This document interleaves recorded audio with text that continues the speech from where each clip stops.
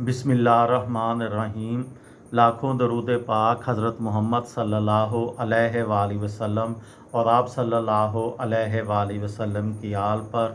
अस्सलामु अलैकुम। मेरा नाम इफ्तिखार अहमद है और आप मेरा यूट्यूब चैनल नॉलेज देख रहे हैं। ईरान और इसराइल के दरमियान दोस्ती खूनी दुश्मनी में कैसे बदली, इस सिलसिले में कल एक वीडियो बनाई थी,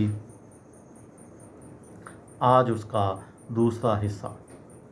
आलमी तनाज़ात को रोकने और हल करने की कोशिश करने वाली एक आज़ाद NGO इंटरनेशनल क्राइसिस ग्रुप में ईरान प्रोग्राम के डायरेक्टर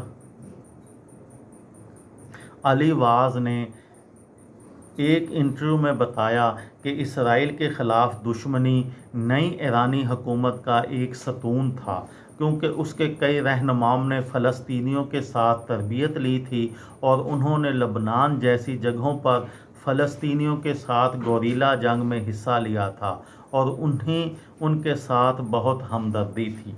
इसके अलावा वाज ने यह भी कहा, नया ईरान ख़ुद को एक इस्लामी ताकत के तौर पर पेश करना चाहता था और इसराइल के ख़िलाफ़ फ़लस्तीनी मसले को उठाना चाहता था, जिसे अरब मुस्लिम ममालिक ने तर्क कर दिया था। इसी तरह तेहरान में सरकारी हमायत के साथ बड़े फ़लस्तीनी हामी मुज़ाहरे आम हो गए।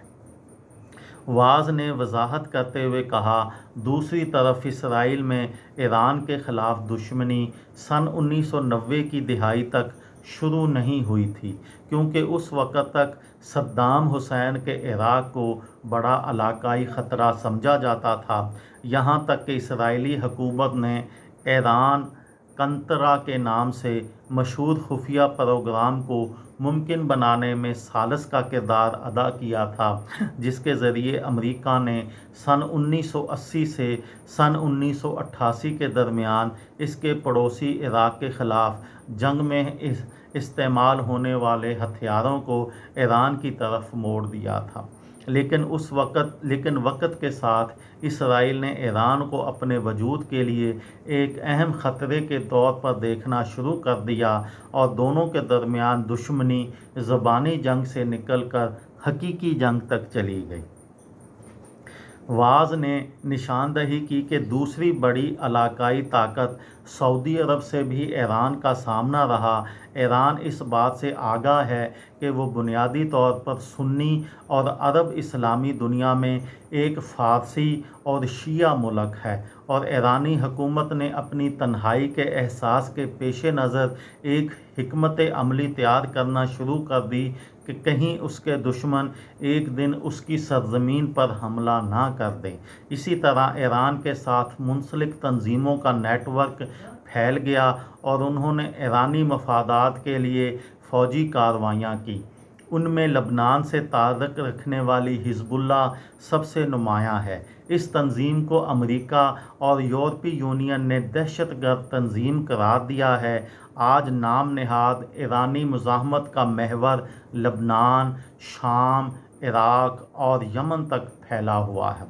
इसराइल भी खामोश नहीं बैठा रहा और उसने ईरान और उसके इत्तहादियों पर हमले किए और दीगर कार्रवाइयों को अंजाम दिया, लेकिन उन्होंने अक्सर ऐसा तीसरे ममालिक में किया जहां वो ईरान नवाज़ अफवाज से लड़ने वाली मुसल्लह ग्रोहों की माली मुआवनत और हमायत करता है।